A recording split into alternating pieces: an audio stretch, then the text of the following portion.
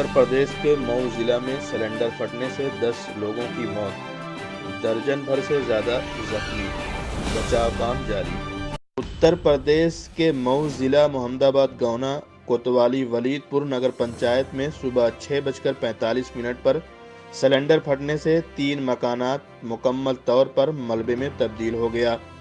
मकानात के मलबे तले दबकर 10 अफराद के हलाक होने की इत्तला है, जबकि 1 दर्जन से ज्यादा अफराद उस हादसे में जख्मी हुए हैं। इत्तला के मुताबिक इस बड़े हादसे की इत्तला पर आला ओहदेदारान और पुलिस एहलकारों के अलावा 1.5 दर्जन एम्बुलेंस मौके पर पहुंच गई। हादसे वाले मकान की तंग गली होने की वजह से मलबा को हटाने में दुश्वारियों का सामना करना पड़ रहा है। बताया जाता है कि वलीदपुर शहर में संगत जी के करीब छोटू विश्वकर्मा के घर में सुबह सिलेंडर में अचानक आग लग गई। करीबी लोग भी सिलेंडर में आग लगने की इत्तला पर आग बुझाने के लिए पहुंच गए।